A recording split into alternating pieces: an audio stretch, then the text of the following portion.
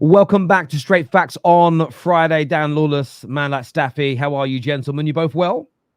Good. I know I'm doing better than Lawless for reasons that we will speak about. Don't start doing this. I can't wait. You think you're happy? You think you're doing well? I'm gonna bring you down. This Lawless guy, bro. He hates seeing me smiling. When I smile, he has an issue with it. When I'm angry, he's like, "Oh, you're always angry." I can't win with this guy, bro. We're not used to seeing a smiling Staffy, and you know what I mean. I feel you're forcing the smile because we were used to angry Staffy. Forcing the smile, Staffy. Yeah, come on, bro. Wallahi, I was excited to be here just to see you. I was like, "Yeah, I got to see Lawless today after these news." Nah, I can't wait to do the show. Trust me, no one forced me. I'm here by my own will, bro. I'm not Lenny Yoro. No one forced me to be here. He did well with a gun to his head the other day, to be fair. And this is, look, there's loads to talk about today. Reece James spoke. Obviously, the captain of Chelsea has spoken about the Enzo Fernandez situation. Really interesting comments from him. We're going to go into that. City looking at Musiala as a potential replacement for KDB. And I've got a big question for the boys about that potential deal. Arsenal transfers are now starting to pick up with exits going on. But I think we have to start with Manchester United. Breaking news in the last hour that Mazraoui's move from Bayern Munich to West Ham has fallen through, and it appears hijacked as Man United are now in advanced talks with the players' camp and Bayern Munich about bringing the fullback to Manchester United. I'm going to go to Staffy first on this. What's your thoughts and feelings about this player coming to Man United, probably in place of Aaron Wan-Bissaka? I have an addiction there. Well, it's not necessarily me, it's my club.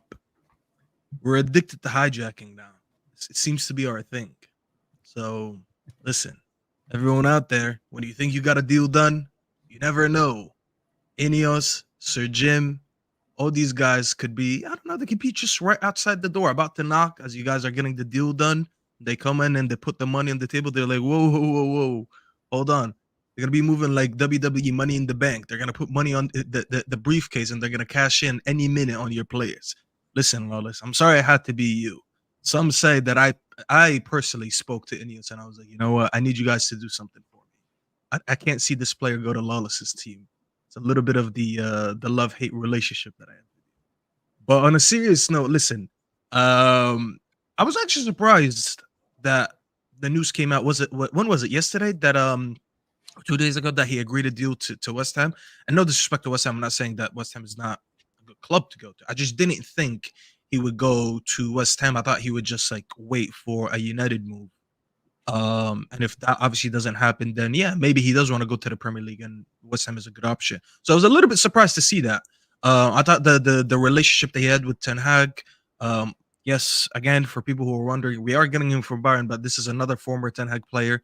Is it a coincidence at this point? I actually don't even know. Good job you kept Ten Hag, innit? Good job you kept him. Good job, you know what I mean? I didn't keep him. But anyways, listen, apparently it's all coincidence because that's what Ten Hag told us last week about the other signings being Dutch. Oh, it just so happens to be a coincidence. Yeah, we'll see about that one, Ten Hag.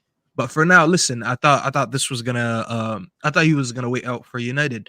So I was a little bit surprised. For the fee and all that, I thought it was a good signing for you guys. But then to see United coming in again today shows me how serious they are about it. We have been talking about getting a fullback. Mazraoui is one of those that can play on both sides. Obviously, as I said, played for Ajax, played for Bayern. He's a bit of an attacking fullback, so he's completely different than Aaron Wan-Bissaka. And I think the fee is very small. From what I saw, is like 15 mil plus 5, something like that. So he's not going to cost anything over 20 to 25 mil, if I'm correct.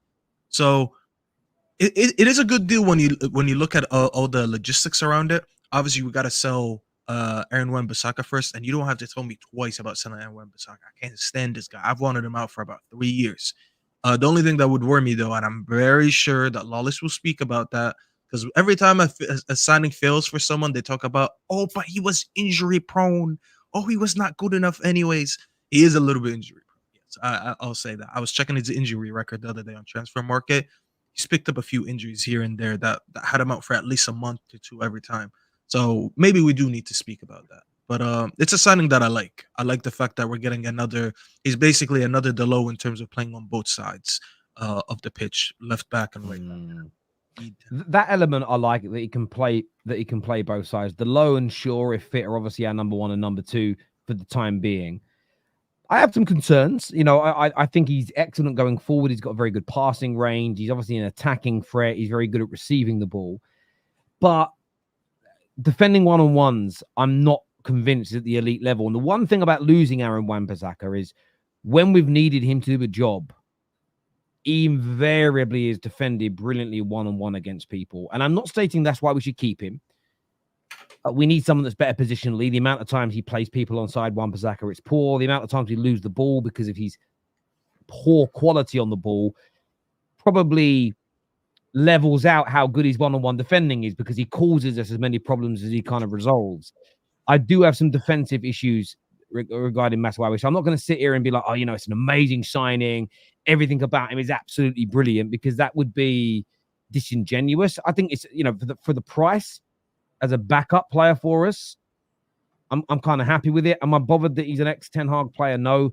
We've also gone and bought in 2 Dutch managers to come in and help us play what I would expect to be more of a Dutch-centric style of football.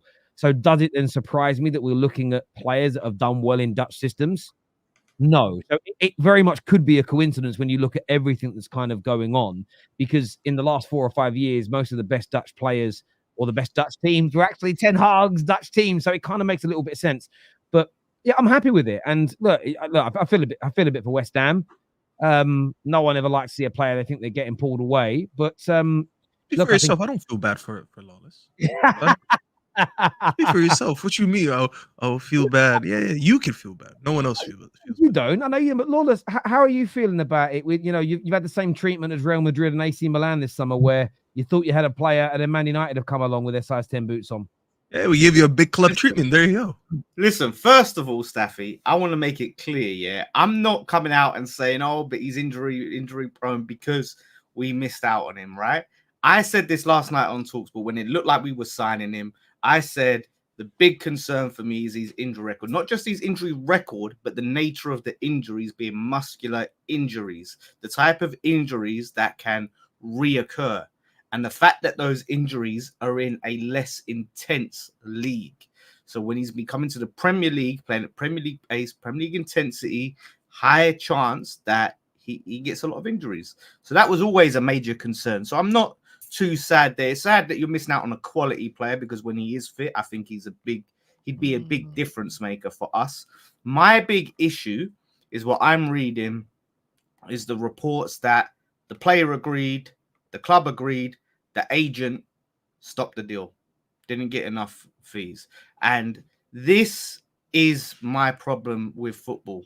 Agents, complete vermin, waste of life scumbags. Literally, anybody can be an agent. Anyone can do that job.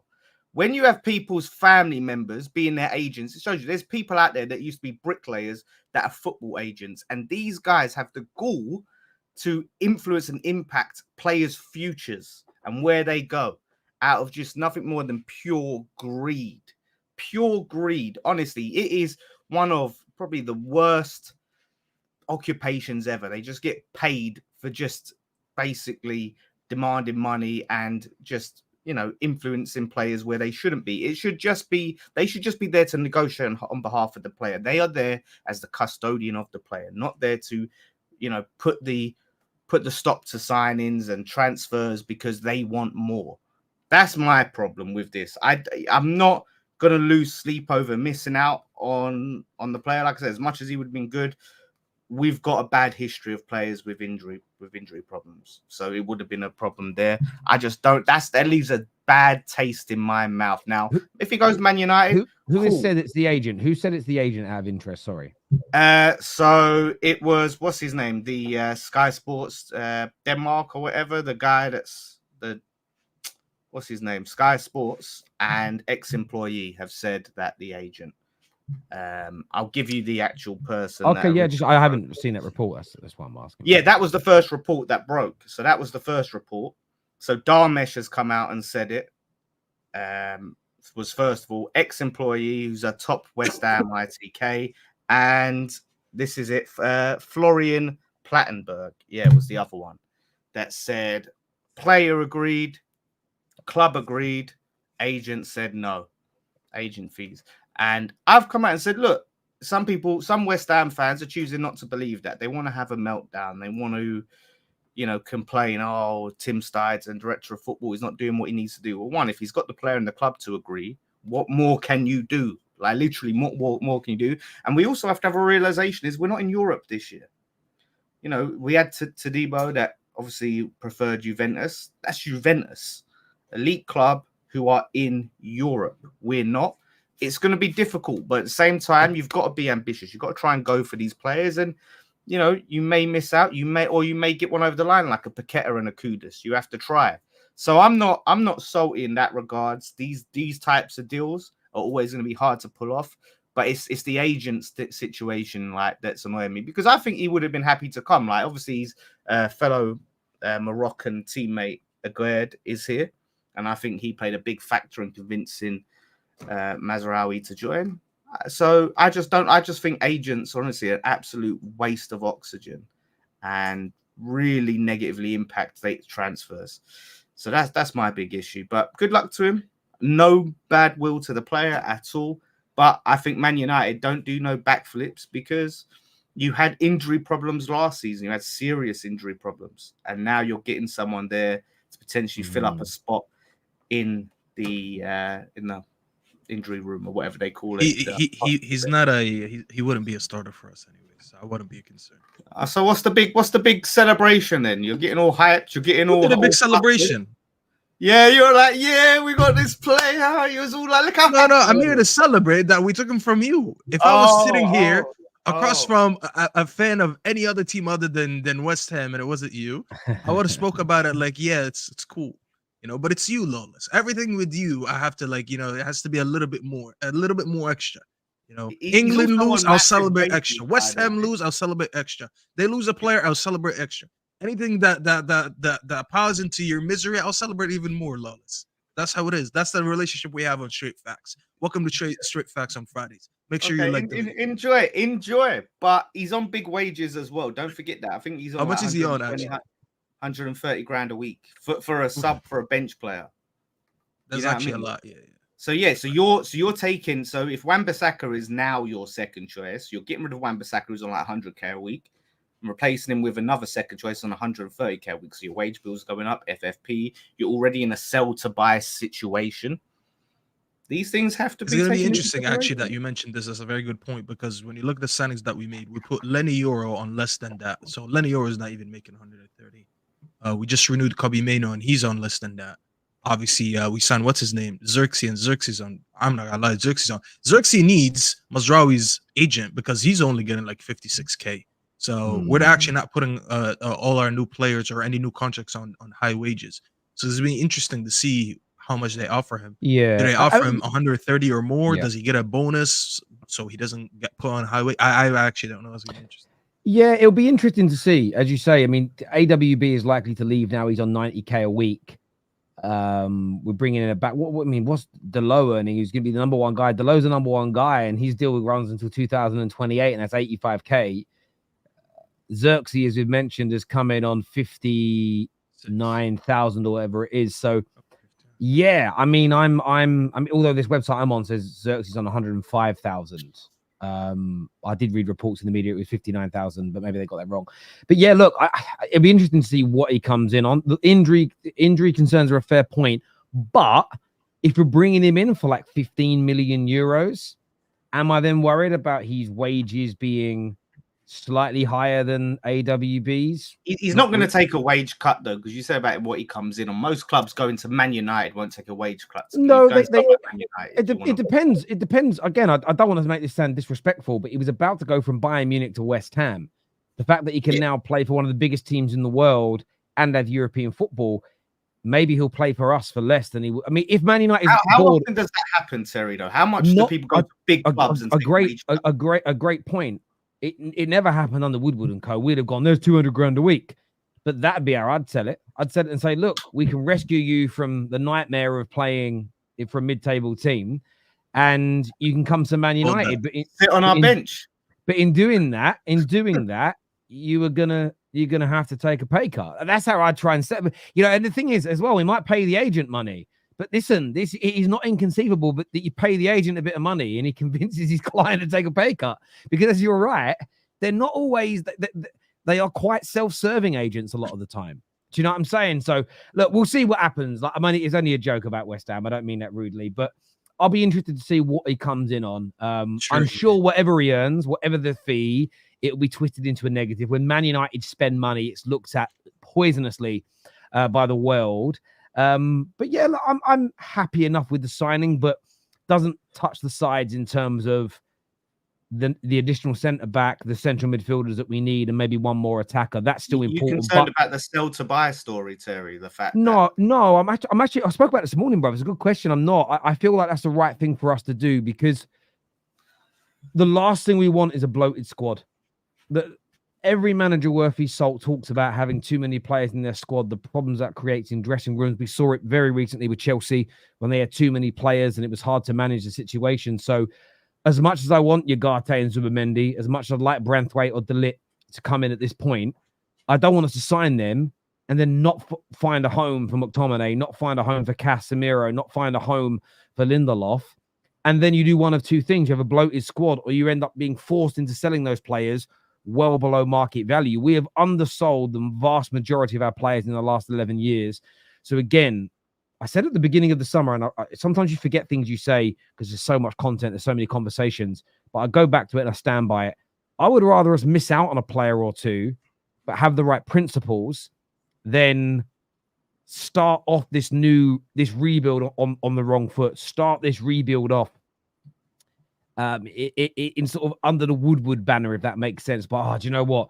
We'll just let McTominay go for 10 million because that's all Fulham are prepared to pay, because we've gone and signed Ugarte and we have to make room in the squad. I'd rather get rid of those players first. You know, City, Liverpool, the two most successful teams of the last decade, have both been celebrated by the media, rivals, and their own fans alike for selling to buy. I don't see why Man United should suffer any criticism, or our fans should panic at any moment having to do the same thing personally. I feel like you may have to accept selling some of these players for less than you want because of what happened with the old regime. They signed these players or promoted these players from the academy, give them big contracts. They haven't impressed. So you've got the McTominays, the Wan-Bissakas, all on big money. You know, obviously we tried to sign Wan-Bissaka. You know, Man United wanted more money than we were willing to pay. So if you are looking to move these players on, the longer that takes, if you are in a sell to buy situation, the more you are going to miss out on some of the players and some of the deals. And as it gets closer to the transfer window, it gets a lot hotter, a lot more stressful. No, I agree. And we may end up being forced into doing that. I actually also don't think the public price that the media is stating that is clearly briefed from us is exactly what we want. So I think if we're publicly stating we want 50 million, we're probably happy with 35. So it's about getting it done right. The problem is we had like Danny Welbeck, who was sold for like 12 million. We allowed Javier Hernandez to leave for £7 million. And there was players of much lower quality. Like the fact that Liverpool got 25 million for Jordan Ibe, and we're letting Danny Welbeck go for 12 million quid. It never made sense. And it's about we bought Hernandez from the club you sold him to for like 18 million, if I remember. Yeah, you bought him for more than we sold him for. Yeah. It is absolutely horrendous business that we have done. And I do think the way you behave in those circles impacts the way you perform on the football pitch. Not directly correlates, but I believe it's a part of the way you're looked at, the way you feel, the aura that you give off as a football club. If you're looked at as weak in multiple areas, multiple facets, I think it makes people view you differently. I think the players feel differently about their club. You know, it's like having a soft boss at work. You think, I need him to go and fight with the MD to get me a promotion or get me a pay rise. If you've got a weak boss that none of you respect, Are you confident in them delivering for you? No. And I think that's why I want this to work. We probably will undersell a few slightly more than what the media is stating, but we'll definitely, so far this summer, we've done a phenomenal job in comparison to the last 11 years. Yeah, I think we did a good job so far. Yeah, so far, a good job, and we'll see what else happens. Donna Cullen here says, Wagwan, Mr. Lawless, looking handsome today. This Donna Cullen, honestly. By the way, Hussam got him to phone into a show. It's a dude. It is a dude. Yeah, we knew that. We knew that. Yeah, we did know. Fair play, he actually phoned in. Yeah. I wish I would have seen that. Guys, does the agent fee count for the FFP? Yes. I mean, if your club loses money, you can't factor out agent fees that were spent, which is why Mbappe is not a free transfer. It's why he is not zero on net spend, because he's cost on signing on fees and agent fees. He's cost Real Madrid around 200 million. So that still comes out of that comes out of somewhere. It comes out of the actual net spend, which is the profit and loss of the football club. So yes, agent fees count. In terms of agent fees in recent years, I actually was looking at this earlier on just to do some research. This is mad. In the last 12 months, this was as of April, Chelsea topped the charts, 75 million pounds spent on agent fees. City then 60 million on agent fees. Then Man United and Liverpool both on around 30 million. Arsenal 24 million. Villa 21 million. Spurs 20 million. West Ham in 10th place there on 13 million spent on agent fees. So clubs do spend a significant, I mean, I know Chelsea's on a lot of players though, so that's why theirs is higher, but 75 million on agent fees. And you know, there was a lot of talk about City. City have had a lot of players they've bought, and they've got, that's a good price, you know, got them for like 50 million. And then you look at what they pay the agent. So how can we regulate this? How can we stop agents leeching so much money? Well, there is already. I mean, the regulation is coming. I don't believe it's either 10 or 15%. They can't get 10 or 15%. They can only get 10 to 15% of the overall transfer fee now. What I will say about agents, some do a very good job. And I'll tell you why some do a very good job, though. And this is what I will say about agents where I'll defend them. I think football players are more educated now than they were. But would you still say that with a young footballer, he's heading the game, have you seen a footballer's contract? Do you know how complex they are? They're ridiculously complex. I think if agents didn't exist, I think footballers would get exploited by the fat cats that run football for so much more. I think you'd have players now who deserves their salary. Let's just say Bruno Fernandes being on 240. No, we won't use any Man United player because that will trigger Staffy. Let's just say Haaland earning like 400 grand a week, right? 400. Bro, I said nothing. No, I know, I'm joking, my bro. Haaland probably deserves these 400 grand a week that he's on. Say he's on that. If his dad wasn't his agent and he just handled it all himself, my belief is he'd probably be earning 100 grand a week, which is still a lot of money for the average working person like us. But where would all that money and that extra profit go? It'd go into the pockets of the people that own the football clubs. So I think footballers get much better deals. They earn so much more money than they used to because of the agents. So I think they do a good element, but I still look at it and think too much money goes out of football in terms of the fees they get. As an example, I've always felt that the majority of the agent's fee should come from what they make their client, which in the entertainment world, because my dad was an agent for many years, if you get an actor a job and it's like 100 grand, that agent gets 5, 10, 12 and a half, whatever the deal is, % of that money. It isn't like the production company is paying the agent a separate fee. But then my dad wasn't dealing with multi-millionaire actors and singers. I suppose if you're a production company or a film studio and you're like, look, we want DiCaprio for this film, maybe there's an agent out there or a person that knows DiCaprio that's like, I can convince him. But if I convince him, I want you to pay me to do that. And I suppose that's where they come in. You know, a lot of these deals wouldn't get done without intermediaries and agents as well. That's the thing. I'm not saying that I don't think they shouldn't exist, agents. I think, you need someone to handle that on behalf of the players. The player wants to focus on his play. But the problem is they always overstep their bounds. Do you know what I mean? When you have agents, convincing players where they should go and what they should do in terms of football. No, you're there to negotiate, get the best deal for the player. And we've seen agents constantly try and get their players to move clubs time and time again, so they can keep getting that fee, that agent fee, every time there's a transfer.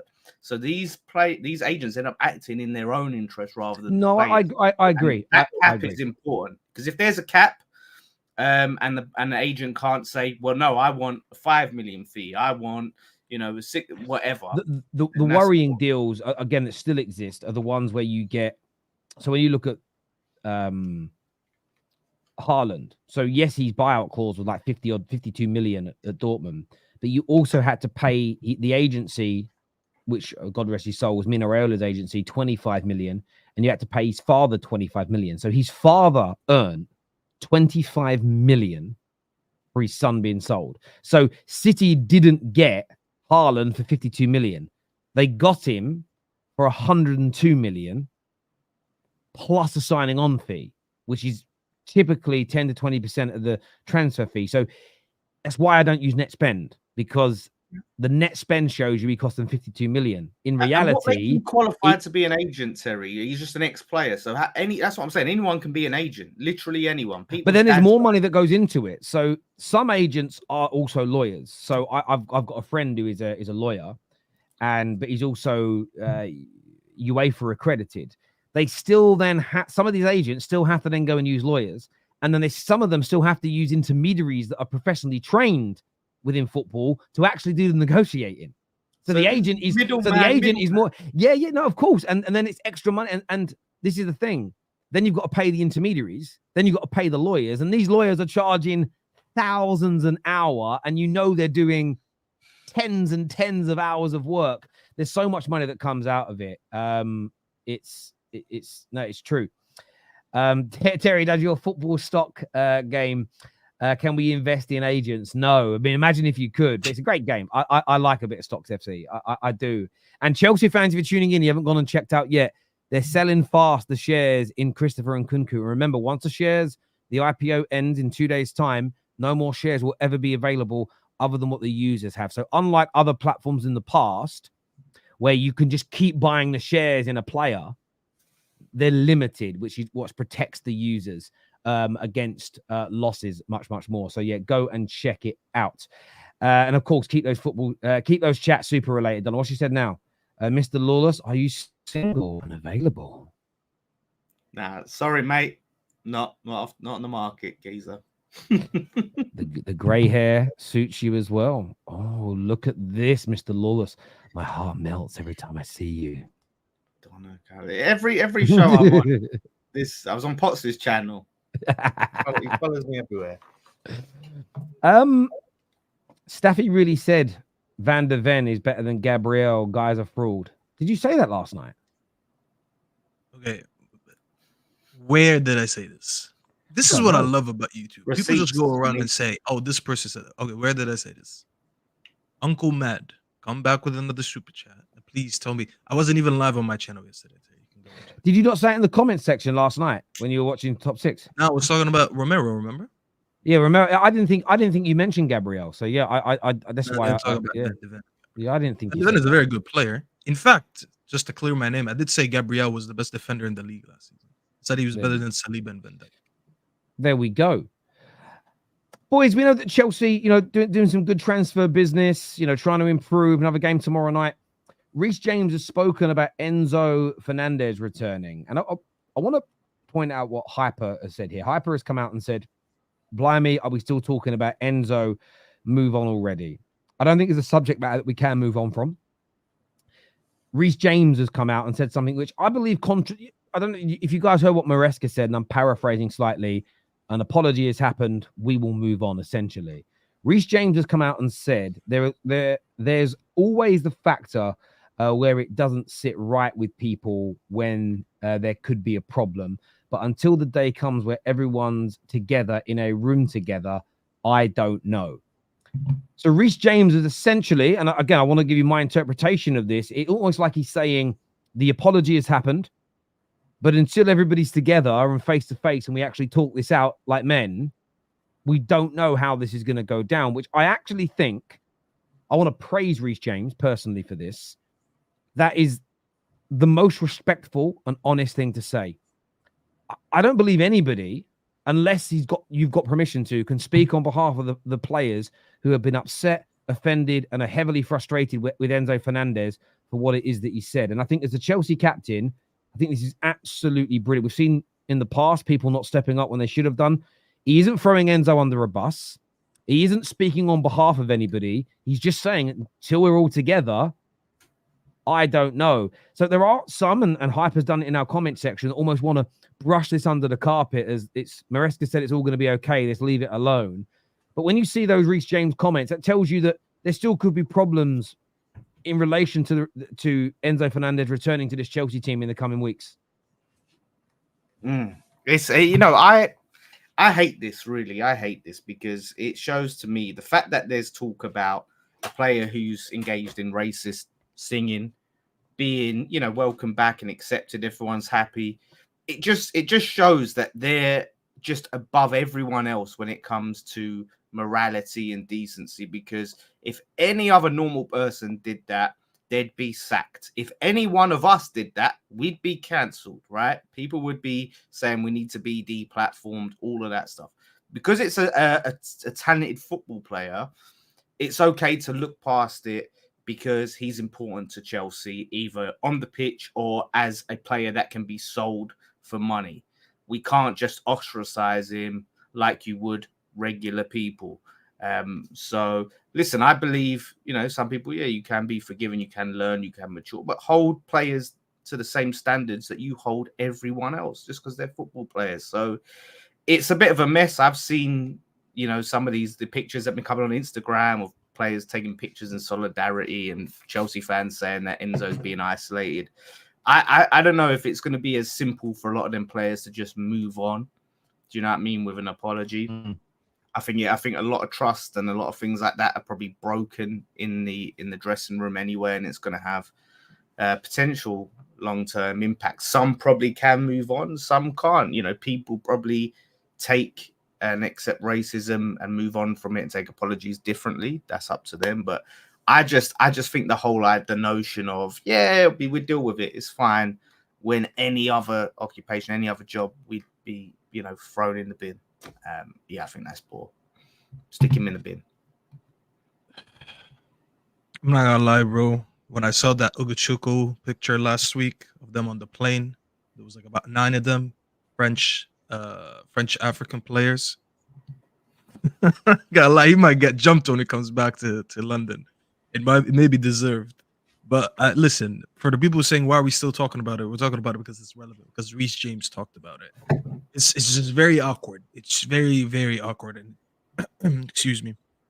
What's very interesting, by the way, is that a lot of people, I feel like it's not just clear cut like that. A lot of people generally defend Enzo because they don't think it was racist. They think maybe it was xenophobic or just like, they're just shit house. That's how Argentinians are when it comes to football. They're just trying to shit houses. So some people don't see it as it being a racist thing. And I was speaking to my barber yesterday. My barber is a Black Colombian. So he is South American and he's not white. And he said he actually doesn't think it's racist. He was like, I just think Argentina has a history of racism, but I don't think this was a racist chant. They were just trying to mock them, just to get under their skin, blah, blah, blah. And that's the issue. The issue is you're going to see a lot of people divided on was Enzo right or wrong? Because we're not even I feel like we still haven't reached a conclusion. And that's the biggest issue. The fact that, what's his name? What's the striker's name? Nico Jackson came out and defended him. It just shows me that a lot of people will do the same. And I think unless the quotes were fake, I haven't verified them. I think Mazraoui said defended him slightly, but they might have been fake. I want to put that out there. Maybe Chelsea fans in the comments can clarify that for us. But that's the thing. Like, I just feel it divided the fan base. It divided our opinions, even as neutrals, and it's definitely going to keep the locker room divided. And I barely spoke about this since it happened. It's just going to be very awkward. I'm not going to lie to you. I feel for Reece James being asked the question. I don't know what was the context of the question or like what word for word was being asked to him to answer it that way. But I feel for him having to answer this because this is a very awkward situation. Everyone's watching Chelsea now, and it's like I was watching them last game, and I'm like, what happens when Enzo's here? Because a lot of people sit there like they drew, And like usually people say, yeah, when we get our first teamers, we'll do this, this, and that, and they would name Enzo. I see a lot of them not naming Enzo. They're not excited to say, hey, wait until Enzo's back. Da, da, da, da, da. So it's just like it's such an awkward situation. And I feel for Chelsea fans. And I feel for Maresca. And I feel for the whole club right now because you were supposed to go into this season with a higher morale, a new chapter, a new manager, all that stuff. And there was a bit of an excitement, especially since getting rid of Poch. Now everyone is anticipating. Usually you sit there and you anticipate your first teamers to join just to see how good they would do with the new signings and the new manager. Now everyone's just anticipating to see what is Enzo going to do with the French, the African French players in that team. Because there's a lot of them there. I actually haven't noticed how much how much French players Chelsea has until I saw that picture. I was like, bro, there's about 8 or 9 players from the demographic that he low-key insulted him and his boys. So I just feel bad, bro. I just feel bad for Chelsea. Listen, and I feel for Chelsea fans because this isn't the average Chelsea fan's fault in any capacity. As a Man United fan in the last 18 months, we've been in similar situations, not to do with racist chanting, but with player behavior, where it's almost like our morality, our behavior as men is almost being looked at because of something our player has done. And this idea that because a West Ham player, because a Man United player, because a Chelsea player does something bad, that's a reflection of me as a person. It's crazy thinking. I mean, in any level, it really isn't. So I do get it difficult. And when you work in our space, these conversations must take place. What I think is important is a question here says cancel culture or consequence culture. Now, I want to say this. I don't think this is about trying to cancel Enzo. I keep saying that let's wait for the investigation. Let's wait to see what the powers that be come out with. I don't think this conversation, or certainly not the one I'm trying to have, is about cancelling Enzo. It's about having a real conversation about the dynamics of a dressing room after an incident like this that could impact you. And this is the point I'm trying to make to Chelsea fans. You may be able to forgive him. Whatever reason, I don't even care why. You may think it is racist, it is bigoted, but you believe he sincerely apologized and you personally can move on. You may think that it isn't racist and that this is a nothing burger or anything in between those two things. They could all exist, but all of that is irrelevant. What you think about the chant is irrelevant. Chelsea players have made a stance, some, that they're very unhappy about this. And it doesn't matter if the owners forgive Enzo, the fans forgive Enzo. It's about the dynamic in your dressing room.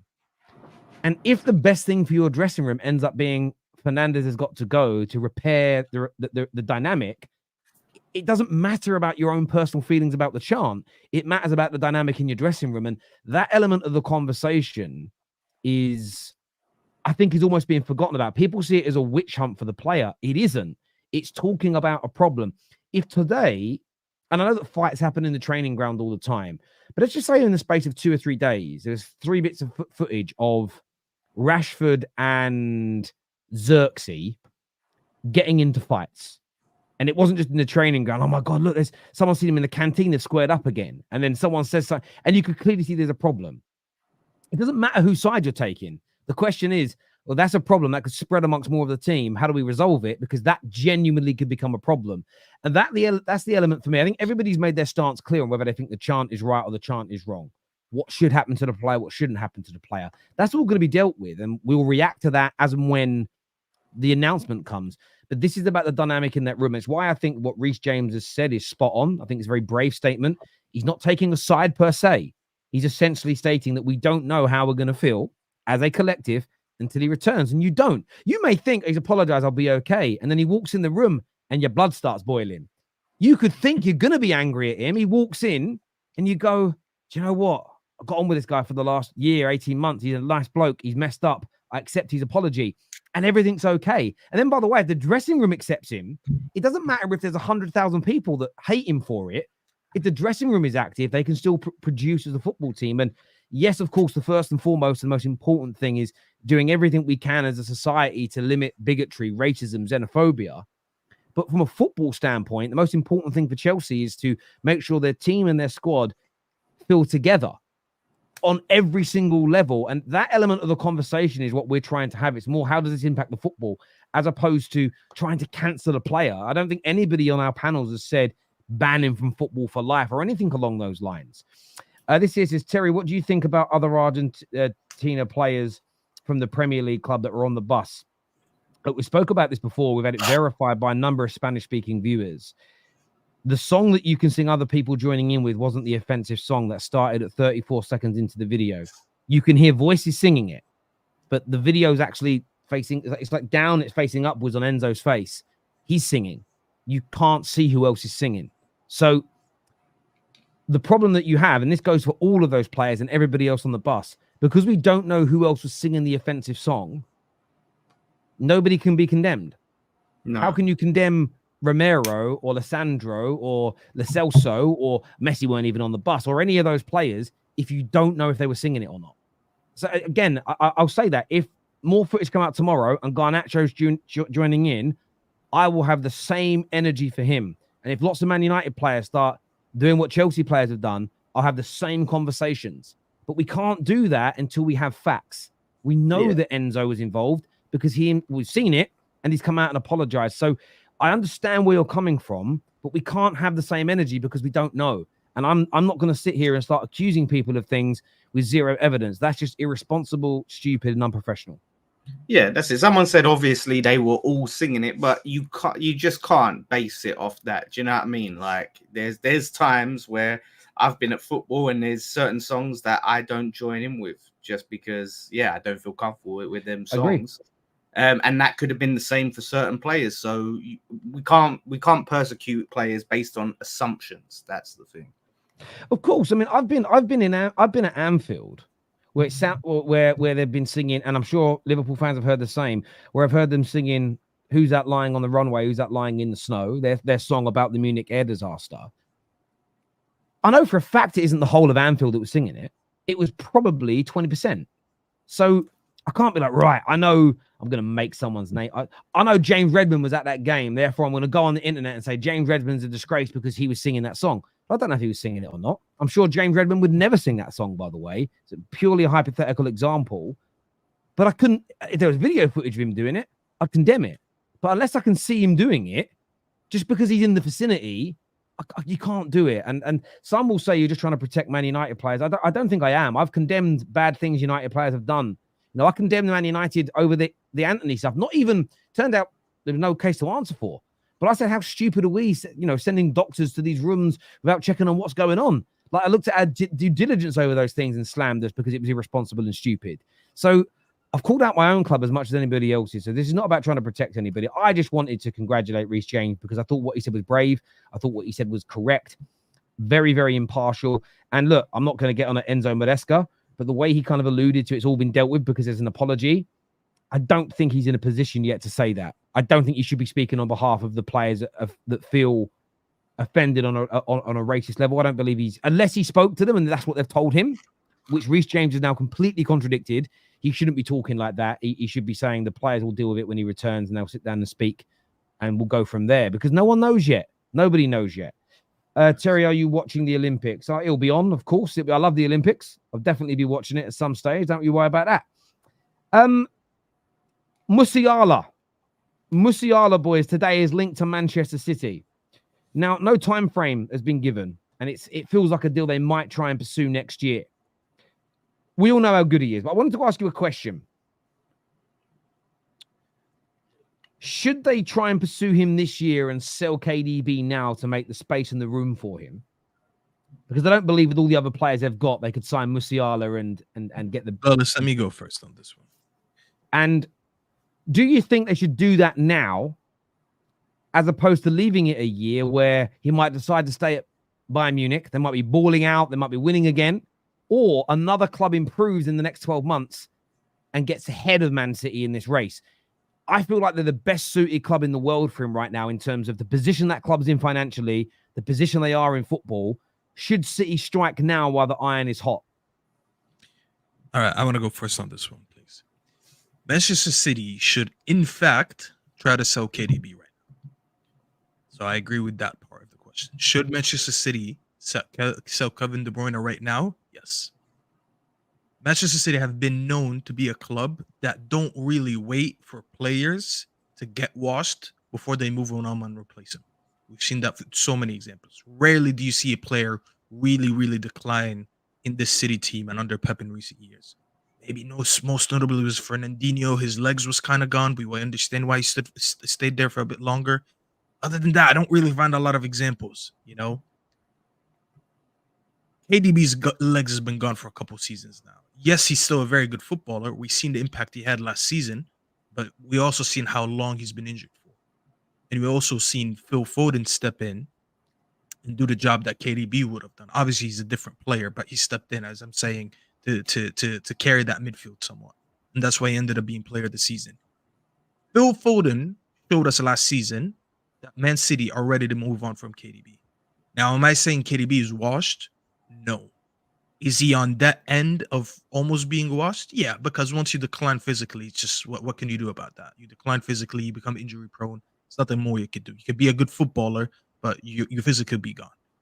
Now, Musiala, they should 100% try and get Musiala. We've seen the Euros that he had. Should Musiala go to Manchester City? Absolutely not. When you look at how Musiala played in the Euros and how he got in team of the tournament, does anyone remember what position he got in for? They put him in as a striker. Musiala did not play as a striker during the Euros. What is the point of me mentioning that? It just shows you how good Musiala was playing in that final third. That's all it was. He was a final third player. That was his position. He drifted to the left, he drifted to the right, and he played central a lot. And that's why they had Havertz there, because he was able to complement his movements. When you go to Man City, it's and before people tell me, oh, but they've been the most successful. Yes, I know. But they've been known to be working on their Pep, I should say. It's been known that you kind of have limitations to what you're allowed to do. You kind of have limitations to how much you can express yourself. We've seen it with Jack Grealish. Jack Grealish was someone who never had GA, but everyone rated at Aston Villa because all we saw from him is him carrying that ball in his midfield, taking it anywhere he wants in the final third, which is sticking to the left or cutting into the middle, whatever it is, and everyone rated him. You go to Man City, you got to stick to that wing. And that's why everyone says he's a $100 million flop, or £100 million flop, I should say. Musiala will suffer from the same thing. We have seen players for years trying to get out of that City system because you know what? They are winning, but some of them are too good to just being playing with limitations. Shackles FC, as Twisted Bubba says. Yes, I always say that Pep is the best lion tamer in the world. He gets a lion, a wild lion, but he knows how to tame him. And that lion is no longer wild. He has no more of his natural instincts. And I've seen that so many times under Pep. It does win them trophies. It does work for them. But look at Bernardo for a few years now, been trying to get out of that system. You see Bernardo balling out sometimes with Portugal. He goes to City, he's limited to other things. So Musiala, absolutely generational talent. Do I want to see him go to City? Not necessarily because I don't like City, but do I want to see him playing football in City where he's restricted to one position only, and he's not able to do things that I seen him do for Bayern and his country and all that? Absolutely not. I know people will take this as hate. It's really not hate. It's just me trying to have a little bit more of like, I like how football was outside of systems, and this guy is not a system player. And the last thing I would want to see is such a talented footballer like him in a restricted system who won't allow him to do what he was already doing. That's just my honest opinion on it. Great breakdown. Lawless, how about yourself? I mean, KDB, one of the greatest mid players in City's history, one of the best in Premier League history. But should they strike now, City? Should they make a big money offer now or leave it another 12 months? What's your thoughts? No, I think it's always, if you can, if the money's there, get the player now. Because like you said, a lot can change in 12 months. Now, if that means they have to sell De Bruyne, yeah, it's not ideal. Ideally, there'd be a transitional period. But finances are going to be tricky. If there's some way they could do a deal like Liverpool have done in the past, I think it was like last one, it was like Canate, where they would sign a player and then get them next season. So I don't know if you go, right, we'll put this deposit down. He stays at Bayern for the season. De Bruyne has one last season, just so, there's not too much change because they want to go and defend that title. And then Musiala comes in next season where they're prepared and can prep. We still don't know what Pep's doing, what Pep's situation is as well going into the following season. So if there's some way they can guarantee that they get him next season rather than this season, then I would go for that if there's some sort of agreement. Otherwise, if not, then just get him now just because you don't know what can happen in 12 months. And it's clearly a talented player, and any manager that does come in and follow Pep would be, buzzing to have him. Yeah, but what happens when De Bruyne has another season like the one that he's had and he's out again for a few months with injury? Don't you see that? You don't think he's just getting there now, Lawless? You don't see that like physically he's just getting washed? Yeah, Why give him another year and have no value? Question. I wouldn't say no value, but much lesser value when you sell him next year instead of replacing him with someone in his prime right now, or entering his prime, I should say. I mean, he's still young, was he? Like early 20s, still young, like 21. So I think it'd be a lot to expect him to come in and be De Bruyne's replacement, like to have that responsibility of being the man, whereas De Bruyne, yeah, look, I hear it. He has had a few injuries, but he was still, when he did play, vital. Without De Bruyne, Man City don't win that league. Even the games, because the games he did play, he was that crucial.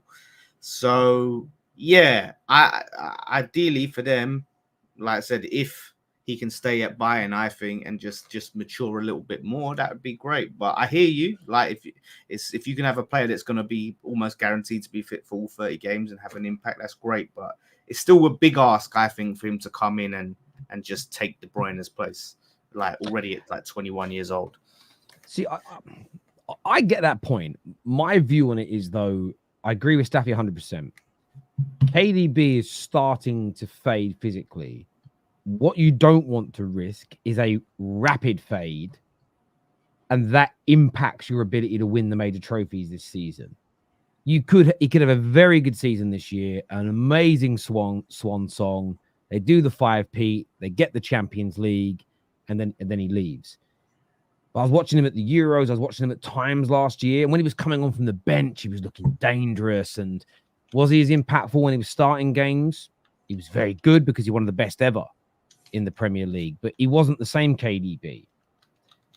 I look at the Musiala thing as well, and it isn't just about replacing KDB at the right time. It's right. City are the only team right now that could get Musiala, in my opinion. What it would cost to buy and his wages, I don't see anybody else, and the position he plays, anybody else being able to buy him. But let's just say Man United have a brilliant season. Let's just say Chelsea have an amazing year this campaign. Let's say Liverpool do well and, raise some money with Salah leaving as an example. We could find ourselves in, well, not we, City could find themselves in a situation in 12 months' time where there are more suitors potentially for Musiala. In fact, he could change his mind about a new deal at Bayern because, wow, look how brilliant they are under Vincent Kompany. So I do believe, and people will laugh and say, well, United won't be up there. I'm using it as a hypothetical. You never know how good a team's going to be in 12 months.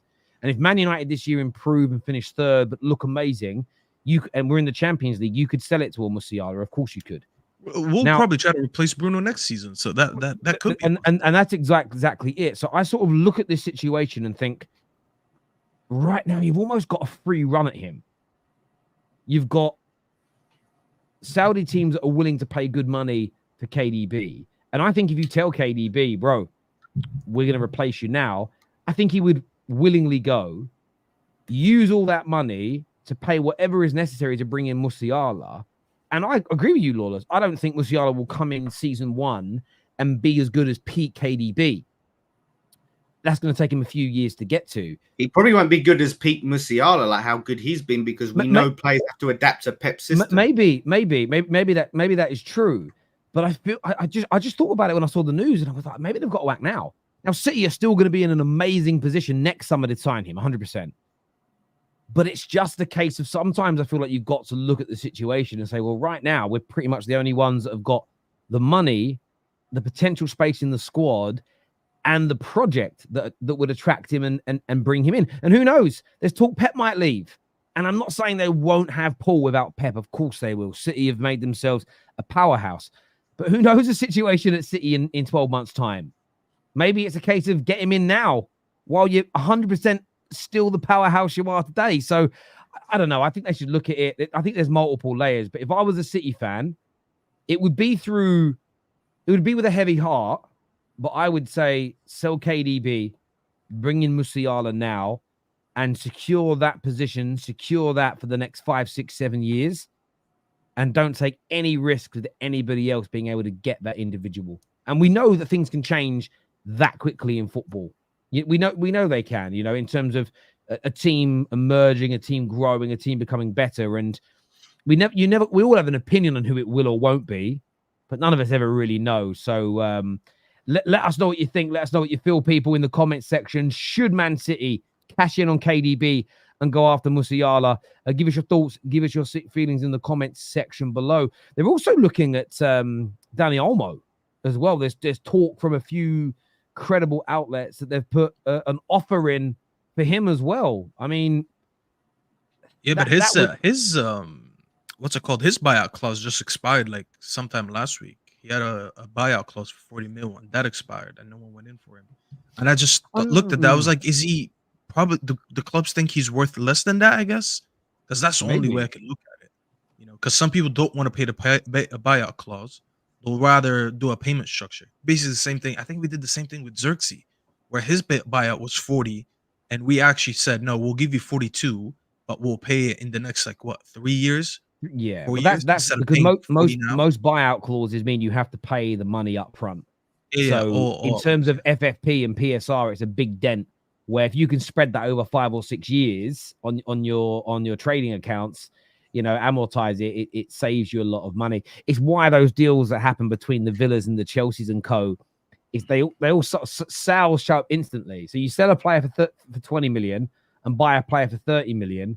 It actually shows as a 20 million of income, and it might only show 5 million of outgoing. So it works out well for you in that way. But it's more of a Pep player than anyone, actually. He's an absolute system player. He's a good player, but he'll fit Pep's system 100%. We've seen him with Spain just get thrown whatever they needed him. They needed a false 9, he went there. They needed a 10, he went there. It seems, I don't know why, it feels like there's a bit of lack of planning and foresight for Man City going into this. I don't think Man City are planning well. It don't feel like it, because look at all these targets they've been linked to. There's buyout clauses expiring, clock's ticking. Is KDB going? Is he not going? Obviously, Edison, same thing. They still don't know if he's staying. I don't know if you heard what Pep said. What did Pep say? What did he say? So they asked him last game if Edison is leaving, and they said it's up to him. So Edison was at the last game that they had. He was on the bench, but he has personal team terms agreed with Saudi. So he said it's really up to him. So they don't even know if their goalkeeper is staying or not. Actually, Lawless might be cooking something. Go ahead, Lawless. I'm gonna allow you. Go cook. Yeah. Oh, well, thank you. I appreciate that. But yeah, no, that's just the feeling I get is with how things are going. It's just a weird. I mean, everything's very weird. I don't know if it's ahead of something linked to the trial and the charges coming ahead. Was it next year? I think, and halfway through the season or something, that's supposed to be happening. So I don't know if there's a bit of caution with the FFP and PSR stuff, and we're not seeing the Man City that flex their muscles that we've seen in the past. But yeah, like Bruno Guimaraes, they was like massively linked with, like, next to Paqueta, he was their main target. Nothing, no bids, no approaches. I don't know what's going on there. No, you're actually spitting. I'm not gonna lie. Now that I'm thinking of it, there's too much uncertainty. Yeah, I do get that. It feels. Do you know what I think it is? It feels like a weird summer because City are often so organized. They shut things down quickly. They get signings done quickly. There's very rarely uncertainty, and I think with the looming court cases, I think that murky's all of our minds, if that makes sense. Plus, there was the one that happened 5 weeks ago. We don't even know the outcome, where they sued the Premier League. And what's that done? I mean, my view is that one's probably more likely to have an impact than the one on the way, because if they've lost this court case, it calls into question more of their sponsorship deals and third-party deals than ever before. So maybe they're reluctant to spend money because they've now lost that case. If they'd have won that case by now, they could, and the Premier League suddenly has no more power to control who their sponsors are. Why would they be holding back? They didn't buy Bruno Guimaraes when his transfer, for his buyout clause. Olmo's transfer clause has expired. A few players want to leave. But saying all that, and there are all these City fans that probably stopped listening because cognitive dissonance has kicked in. But I want to make sure I say this in the right way.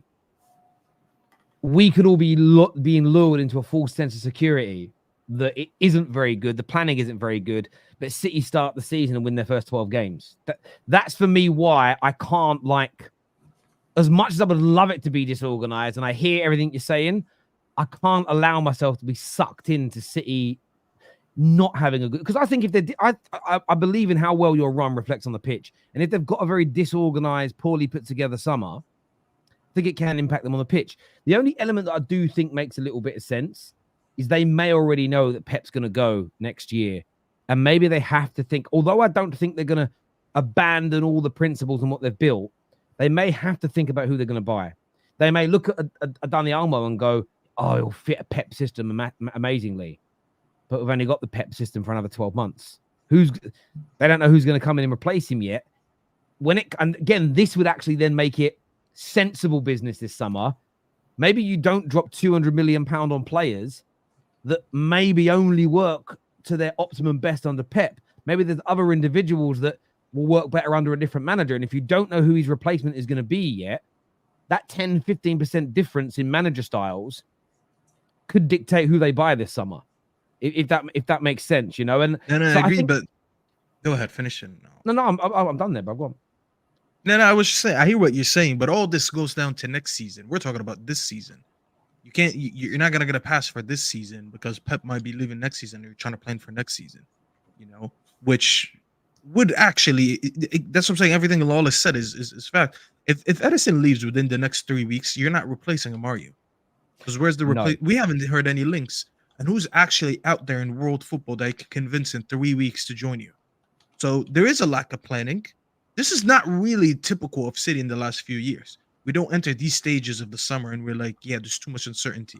There might be uncertainty with a certain signing coming in or not, but being so unprepared, especially with your outgoings. It was just a few days ago where KDB it was said that he's gonna leave to Saudi Arabia, and then they came out and debunked it. But I always believe where there's smoke, there's fire. So if he ends up leaving, more Edison ends up leaving, it's not a good situation for them. And you know what's crazy? It's crazy to think that they might go into the season unprepared, and Arsenal haven't really strengthened during the summer, because this would be the best opportunity for Arsenal to capitalize on that, because they're just getting the Calafiori deal done, and there's about 3 weeks left on the summer, and they still haven't addressed their front line and their midfield. So it's actually a very interesting watch the next 3 weeks, what's going to happen with City with their outgoings, ingoings. And I'm not going to lie, bro. If there's one season to go into and say if City go and start the season slow, they might not catch up, it might be this one. Because I haven't seen anything impressive from them this summer compared to the summers before. We always looked at their teams and were like, you know what, they can catch up. This one, if a couple players leave, I'm not going to be able to say the same. Listen, boys, I hope you're right. I do hope that you're right. And I do get your point that this season you can't get a buy for it. What I will say, and I'm trying to be fair here to City, so I'm, just talking the other side for fairness and balance.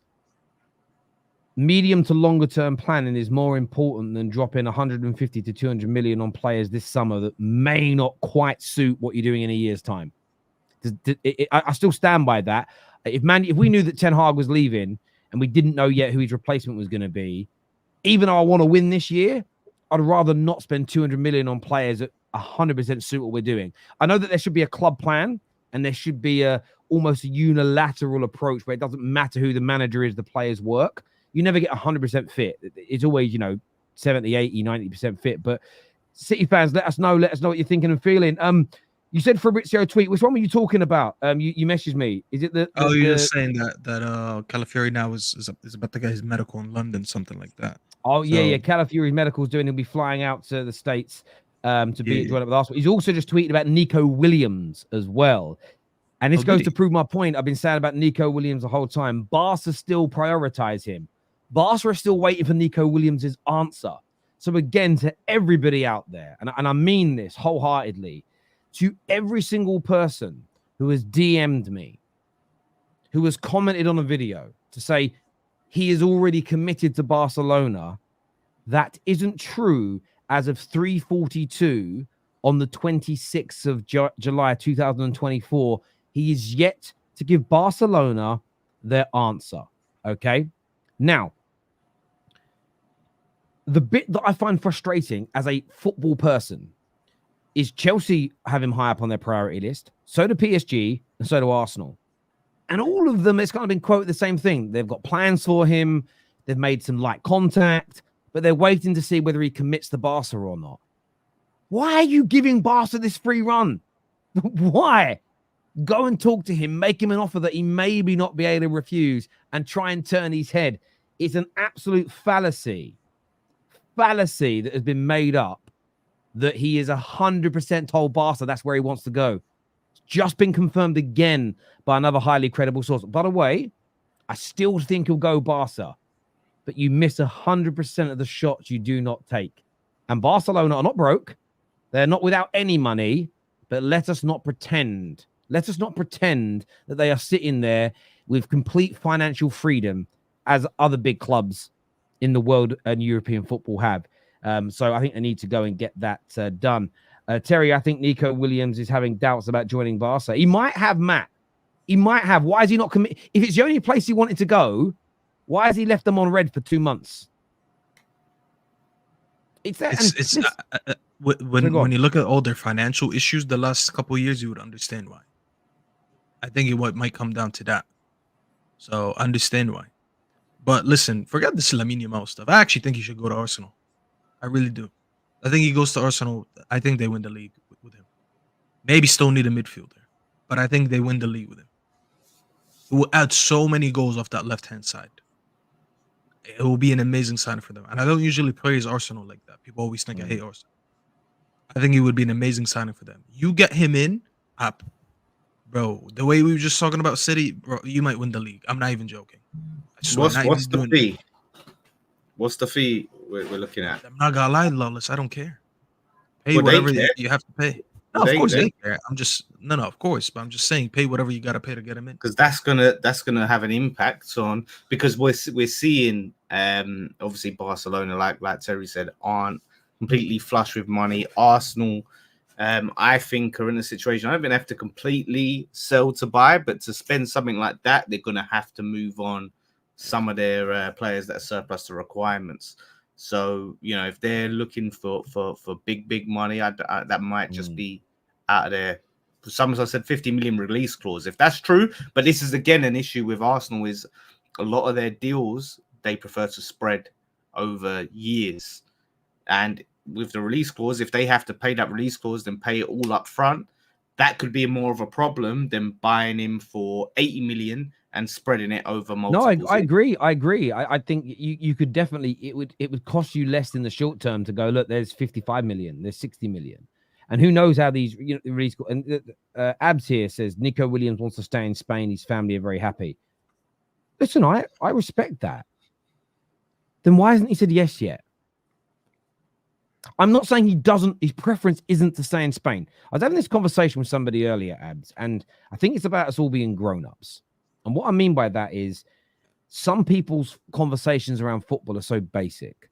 He hasn't told Barca yes yet. He hasn't signed a deal yet. That doesn't mean they're not his preference. Just because something is your preference doesn't mean you won't go and do something else. It doesn't mean you're not professional and give you 100% to Chelsea or to PSG or to Arsenal. But so many times we talk about these transfers, people speaking very basic absolutes. They did it with Lenny Euro. No way he's going Man United. He only wants Real Madrid. That won't happen. But that isn't the reality of the situation. Now, I'm not comparing the two scenarios. I'm talking about the breakdown. Now, I'm not saying you, Abs, you're a really good guy, a great viewer of the terrace, and I respect you. People saying, he's going Barca, no chance anyone else has got him. They may end up being right about the destination, but that doesn't mean their logic is correct. And we should be assessing people's logic more than their opinion. I'll give you an example. Eni Aluko. She said that Arsenal would get Declan Rice. But in her logic, she said that Pep only bid to help Arsenal get him, to do his friend Mikel Arteta a favour. Just because Arsenal landed him didn't make her theory about the scenario correct. So anyone who's going Barca, only wants Barca. He's already accepted Barca. Barca have got loads of money. They've got no issues. If he ends up going Barca, that doesn't make your overarching opinion and the theory behind it all correct. The point is, Arsenal, Chelsea, PSG, more so PSG and Arsenal, still have a chance of signing Nico Williams. But I find it weird that they're sitting in the wings waiting for Barca to not get it done rather than forcing Barca's hand. It makes no sense to me. It really doesn't. They got to do what we did with Euro, which is basically be told that you don't have any chance because he wants to go there, even though the Fabrizio just proved that he's not. Still be there. Put your money on the table, and you never know what's going to happen. Yeah. And as you said, you miss 100% of the chances you don't take, and you got to take them. And this comment comes in saying Nico Williams' decision is now imminent. And I bet it's nearly imminent. The league starts in 3 weeks. Like, this guy's going to want to know where he's playing, enjoy the rest of his holiday, who's celebrating after being one of the best players at the Euros, and know where he's going. But I find it... Someone sent me something the other day again, the Barca president. Someone DM'd me again. Well, the Barca president has said they're going to clarify their financial situation in a few days. Terry, they've got no issues. The fact he's got to clarify their financial position tells you they've had issues. It's just so strange. And like I've said all along, you can go back and watch every video where I've reacted to news reporters and journalists and opinion pieces talking about Arsenal or Chelsea or PSG coming in for him. I've stated every single time, Barca are the favourites, and he's most likely to go there. Whilst I've been I'll read the story out still. I'll park it. I'll still give an opinion of what I think will happen, but I've been flabbergasted by people sitting on the wings. And the only fans that are accepting it are the ones that, I can't take being rejected. Weird to me. You know, look at Lawless today. You'd have much rather that West Ham tried to sign the right back than not bothered, right? Yeah. You tried to get the business done. Do you know what I mean? You've got to try. You've got to try. Because like you said, miss 100% of the chances you don't take. Exactly. It's weird to me. It's and weird. You failed, Lawless. Just saying. There we go. We took the chance, but you ain't got this player yet. So don't miss out. Don't miss out. I wanted to ask you guys, there's a few reports going around on socials this afternoon that Merino to Arsenal, terms have been agreed. Obviously, we haven't seen that come from an Ornstein or anybody along those lines, but a lot of reports that now that Calafiori's done, that's where Arsenal's attention is going to go. How good an impact do you think he could have, Staffy, at Arsenal? I'm not gonna lie, I flip-flopped on this a couple of times, but I made up my mind after the Euros, and I'm surprised they didn't go for Zubamendi over him. I feel like Zubamendi's more of what they needed. Because we talked at first, I didn't like the Zubamendi signing for them because they had Partey, but Partey's just like never fit. I had a little bit of a concern about his physicality, but the way Zubamendi came into that Euros final when Roger got injured and he just completely bossed that midfield, I just thought that performance. I was taken away by that performance, and I'm like, bro, I need United to go get him because we're actually linked with him. I'm like, let's go get him. He's one of the few players that can actually play a lone six. Now I know people are saying he doesn't want to leave Spain. That is pretty much true. He doesn't want to leave Spain. He just wants to stay there. He's weird. He's one of those. He actually rejected Barca a year ago or so when they got rid of what's his name, Busquets left. So he's actually been a weird one. I don't know what's his obsession with staying in Sociedad. He really must love that city. But I thought they should go in for Zubamendi more. Merino, listen, good player, but I look at him and I'm like, what is the midfield you're going to run? You're going to run a midfield of Moreno, Rice, and Odegaard. I don't like the balance in that midfield. I don't look at Moreno and look at him as someone who can play the six. And I heard people, I forgot who on the top six yesterday on your show said, I think it was Giuseppe. Giuseppe does well for a lot, so I'm not surprised now that he said that. He said that Rice can play the six, and I'm like, that's not really the midfield that you want. Rice doing the six, and then you got Moreno in the 8. Nah, that's not the right midfield. I'm not gonna lie, it's not the right signing for them. It might be a cheaper signing. I don't know how much it's gonna cost. That's not the right signing. He's not the profile that they need. I'm sorry. I think it's obviously just gonna be a backup signing. You know, like a squad player. That's the impression I get. But then who starts, Lawless? Name their midfield like their starting midfield. Well, so you mean who's going to be playing along next to Rice? Who you're saying who's? Are you asking me or? No, is They that said what you're asking me? Who's playing next to Rice? Yeah, because who starts in the midfield? Are they gonna go into another season with Partey or Jorginho starting? One is injury prone and one is a little bit like just Is Merino being brought in to be the Rice partner? Or is he that's brought what in? I'm assuming. And I don't like that. I Because don't doesn't think he they need always that. also play left back? So isn't he going to be the Zinchenko replacement? Well, the left back situation, that's Calafiori, so that's different. So they're bringing in Calafiori to start potentially in left back, and then you got Moreno starting in the midfield. I'm not gonna lie, I'm not moved So by then that. you got Timber. So Timber's right back then. So Timber's right back. No, Ben White is. So where's Timber playing? He's another bench player. What? Timber's the bench. I don't know, bro. As I said, they're Yeah. signing too many center backs, bro. I don't know where they're playing all these guys. They need a six. They got a center back, and they're trying to get an 8. I'm just a little bit confused. Tony know. here says what people miss about Merino is that he's very similar to the way Xhaka played on the left side. For us, left-footed, left central midfielder, we need that left side going. No, that's a very good point. That's a very good point. But then who's starting in the 6 for you? If Rice starts in the 6, I'm not taking that team seriously. I'm sorry. I'm not gonna say this again. I've been saying it for a whole year. We watched it in the Euros. He needs a better 6 to play with him because he did that box-to-box role a little bit better when he went to Arsenal. Now you're gonna tell him to go play the 6. No. Yeah, but I think you can get a partner with him that's better going forward than Rice. Rice is always going to be stronger defensively than offensively. Like he can offer something. I'm not saying he's useless going forward. He was in the Euros, but that's never going to be his biggest strength. Is progressing the ball and creating chances and things like that. So to me, if I'm Arsenal, with how good he is as that in that defensive midfield role, I prioritize Rice in that role and get someone who's quality on the ball, who can be more of that box to box and maybe more progressive with the ball. Do you know what I mean? Have Rice cleaning everything up that comes past. If that's what I would do if I was them. Yeah, I hear you, but that's what I'm saying. They needed a Zubamendi more. And listen, I get it when people say Zubamendi doesn't want to leave Spain. It really might come down to that. Like he's just one of these players that might just never want to leave his country. It's just happening before, you know. But you're not really going profile for profile. That's what I'm trying to say. Like United couldn't get Kardioglu in left back, the Turkish guy. So we went for Mazraoui. Similar idea. Both of them are right-footed fullbacks that can play on both sides. So I can understand if we didn't get option A, we'll get option B. But Moreno and Zubamendi are not the same thing. And Moreno's not a 6. And just to answer Tosic here, Josic, sorry. Staffy, did Rice play well in the 6 last season? No, because he didn't play in the 6.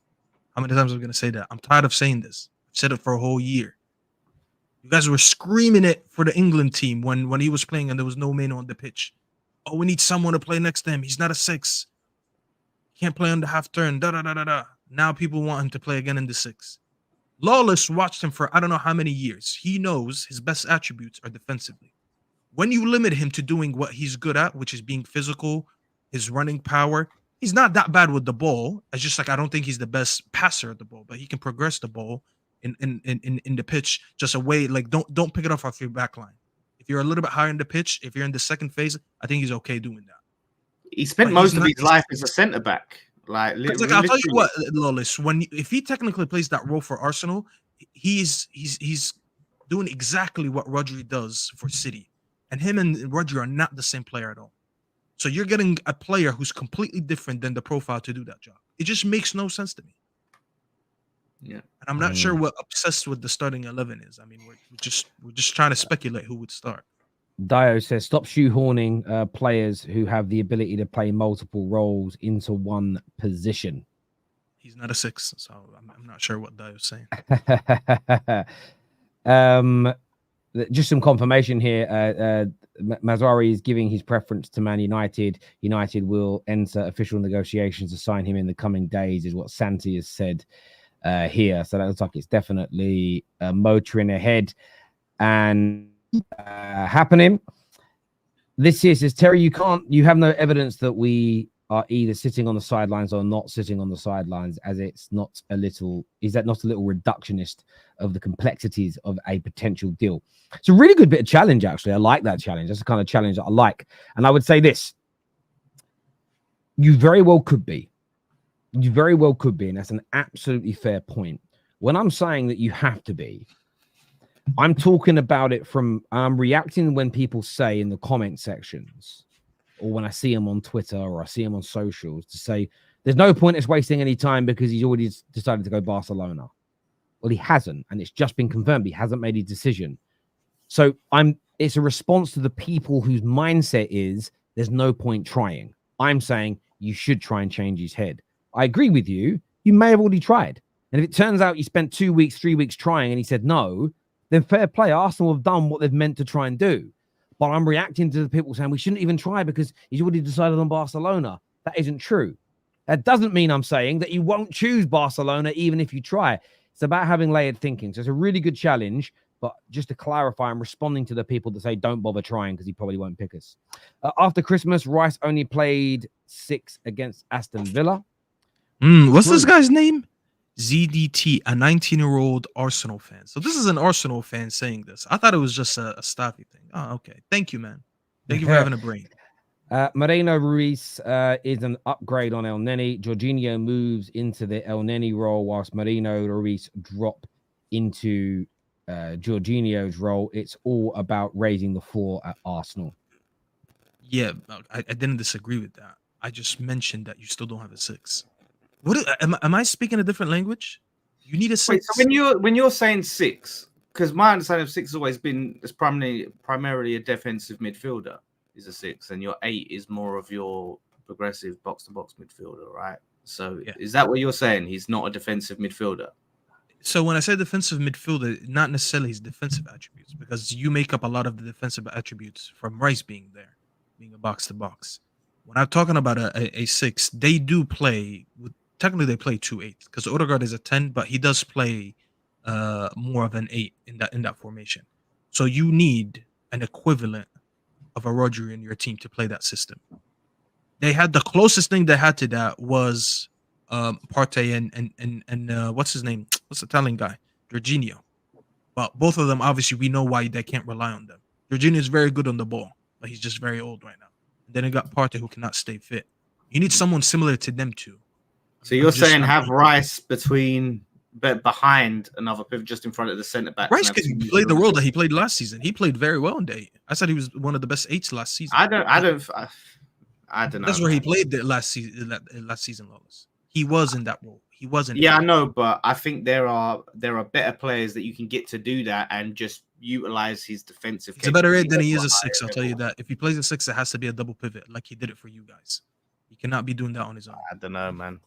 If people who watch Merino, because I'm not even going to sit here and pretend that I watched a lot of Merino, but if you're telling me that Merino could do that job, which no one told me, then maybe. But that's not the plan, is it? Because now you guys are telling me, oh, he's a new Xhaka basically, and we saw when Xhaka got moved out as 6, what happened.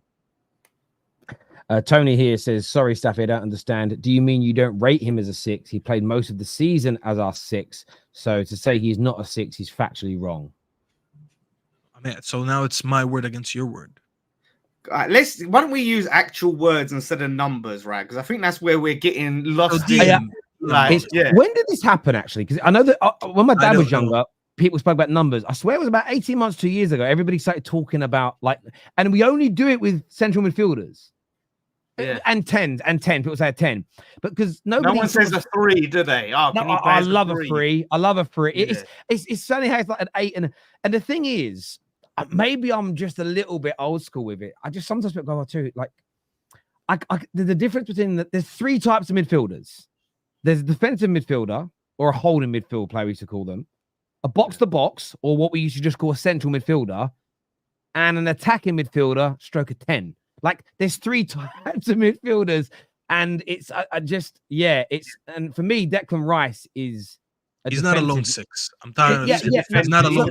So I agree that and again, the reason why I think he struggles a little bit with being a lone player in that way is it's more about mobility. And I'm not saying he's slow, but it's that first 5 yards. It's That all first 5 progression, yards Terry. is so important. He's not good in the first phase. It's not his ability. And your That's the ability to whole reason I'm calling this out. and your ability. I get you on that, and his ability on the ball makes a lot of sense. Yeah, so he's Rice- defensive. Like he's more defensive. He can, to a degree. He's not, doesn't make quick, decisive passes. He can run with the ball. So Yeah, but his attributes are defensive. It's about he's not box to box. Yeah. I agree with what Staffy said in terms of being by himself. It's harder for him. There's no doubt. Rice is a 6, but we bought Rice to play as an 8 because Arsenal feel he has the attributes to fulfill that role. How he runs is unique. He is fast to intercept passes, so he can basically be a DM. Also, play the 8. I'm not going to repeat what I said again. No, I don't think you need. I don't think you need to. I don't think you need to. I don't think you need to. I think we're at cross paths here. He has got decent speed, but there's a difference between being fast and having good acceleration. There's a fundamental difference. And I think when you're a lone 6, you either need to have brilliant acceleration or your ability on the ball has to be exemplary. He's very good on the ball, but it isn't exemplary. So that's why Rice can play a defensive midfielder role, but he does it better when he has somebody next to him as opposed to being left by himself. And that also, Matt, depends on who the hell you're playing. Against 80% of the league, especially at home, he'll be fine by himself. But maybe when he's away against Man City, away against Real Madrid, he'll need that help. And I think that's the issue when we talk about football sometimes, is everything's just, we're going to put it in that box and that's where it stays no matter what. And we don't factor in the situation, the game, who you're playing against, how fast your opponents are. And Declan Rice is amazing, though, in my humble opinion. I'm just surprised that we had this convo in the Euros and everyone was like, yeah, he cannot do this job in the Euros. Bring Merino in to play next to him in a pivot. And now we're back to saying this again. I thought finally the Euros, I was happy. I was like, finally people saw what I've been talking about. He does not do the 6 on his own when he's on a progressive team. Like, he cannot progress the ball on his own. Now people are back to saying this again, and I'm blinded. People tell me I'm blind. We all watch the Euros. What do you mean I'm blinded? We all watch the Euros. That doesn't make him not a defensive midfielder or not a C. It just means Not you're right. I agree. Midfielder, but he strives. Like remember when it was him and Phillips, right? Him and Calvin Phillips when they had that role together. Rice sat back and allowed Phillips to shine going forward. Like that partnership. Yeah, I agree. Like it's beneficial for him if he has a centre midfielder next to him to progress the ball that he can intercept, pass it to the guy next to him. Let me ask you a question, Staffy. If the fullbacks are inverting, does that circumvent him being a lone 6? Well, and that's what I mean by circumvent. And that's not me trying to catch you out. I'm just saying that if Zinchenko is coming in alongside him, but that means he's a lone 6 in terms of the midfield 3, but he's not a lone 6 in reality. No, of course it depends. Like I think that's why I'm saying playing in Arsenal was better for him than playing for England because his role was a little bit more specific for Arsenal and it made him look better. England don't invert fullbacks like that, which is why I think he struggled until Merino came in. But you do have a very good point. If you invert one of your fullbacks, now you kind of have a shape of a double pivot. But just now, does that mean that he stays deeper, or is he the midfielder that goes up? Because now the fullback is inverted. Because you do have now technically 4 players in the midfield. And last season, I saw him a lot in higher spaces in the pitch. He was up there a lot, which is why he chipped in with a lot of goals. But having said that, we would all classify Rodri as he could play lone 6, right? Yeah. But that man scores so many goals because the teams he plays against sit so deep that his starting position is basically on the edge of the opponent's fucking box. So that's what I mean. I don't think a lot of what you said is wrong. But that's why I feel that it's horses for courses in so many ways. It's like with Odegaard. I don't care that it looks like on the graphics like he plays 8. When you watch his heat map, him, KDB, and Bruno Fernandes are always in the same places. Yet we look at them all as, they play 3 different roles. No, they're all attacking midfielders for me. Heat maps for me are more of an indication of where a person plays than the graphic on the screen or the number on the back of their shirt, because it shows you where they go. Joshua here said, I don't know if we made it past the United segment. I'm late. Well past it, bruv. But the business we have done, my expectations for this year is top 4 League Cup or FA Cup and Europa. Also, more goals scored, only 85. Listen, I agree with a lot of that. I want us to be in the top 4. I want us to win the Europa and score more goals. Conceding less shots as well is going to be massive. Staffy, no one did that expectation. I'm not trying off the business you've done so far. I think you've got to get a few more. Yeah, I agree with that. Staffy, no one did their job for England, mate. It's not my word versus yours. He literally played as a DM. I test, or statistically, he is factually a DM. And Sam here says, I believe you're right if he can't be a lone 6, but I see us playing 4-2-3-1 and him and Merino playing both CM and You don't play 2 DMs. That's how we played at West Ham 4-2-3-1. Yeah, but you don't play 2 DMs when you have inverting fullbacks. That's not how Arteta plays. Yeah, and there's no way with playing if you're going to have 4 centre backs, not quite 4 centre backs, but playing, you're definitely inverting. Arteta plays a flexible system where no player is defined by a set position. He's from the school of Cruyff, aka Total Football. Players move around freely. Here's another $5 letting me ask 20 questions this segment. Beers on me. Thank you, Tony. I appreciate that, brother. And this also says Staffy is ignorant about football. Listen to the West Ham fan. His name's Dan, by the way, or Lawless. Rice can play. I don't know where Chelsea came from. Rice can play with a more progressive partner in midfield. He's great defensively. Great. So go get that progressive player. 1 second. 1 second. Thank you. So you said go get a progressive partner for him. Yes, thank you. So go get Zubamendi instead of Merino. I'm so ignorant, but you repeated what I said. Listen, everyone that has tuned in, I want to say a big thank you to you. This stream is going to redirect you to go and support that stream, go and support that channel. Until next time, take care. Goodbye. God bless. And we didn't really speak about it, but we're live tomorrow. Man United versus Arsenal. An match pre-season, but I still love it. Staffy, you're going to the game, right? Yeah. I might call in from the stadium, so we'll see. There we go. All right, people. Hey, last time I was there was 2-0, Sancho goal. Maybe it happens again. Maybe again. I prayed this time I'm not with the Arsenal fans. If I'm with the Arsenal fans, again, I'm cooked, bro. Because this time they know me. Last year, no one knew me. This season, exciting last year. I remember. Cheers, people. Bye-bye.